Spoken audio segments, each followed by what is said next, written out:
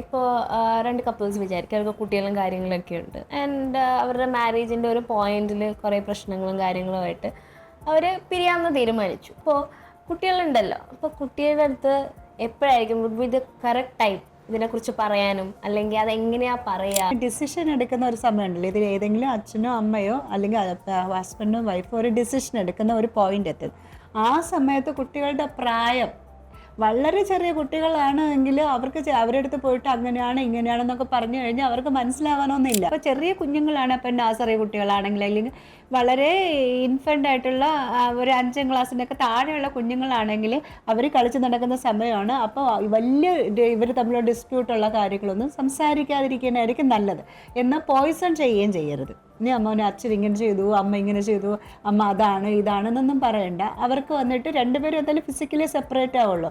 Easily access ചെയ്യാനുള്ള അവസരം ഉണ്ടാക്കി കൊടുക്കുക. എന്നുവെച്ചാൽ അച്ഛൻ വന്ന് കാണാനും അച്ഛൻ്റെ കൂടെ വിടാനും അതേപോലെ അമ്മയ്ക്ക് വന്ന് കാണാനും അങ്ങനെ ഇരിക്കുക. ഒരു പോയിന്റ് എത്തുന്ന സമയത്ത് വേണമെങ്കിൽ കുഞ്ഞുങ്ങളെങ്ങനെ ക്യാരി ചെയ്യണമെന്ന് നോക്കിയതിന് ശേഷം അവരടുത്ത് റിവീൽ ചെയ്തിട്ട് നിങ്ങളുടെ മാരിറ്റൽ ഡിസ്പ്യൂട്ട് ഒന്നും അവിടെ പറയേണ്ട കാര്യമില്ല.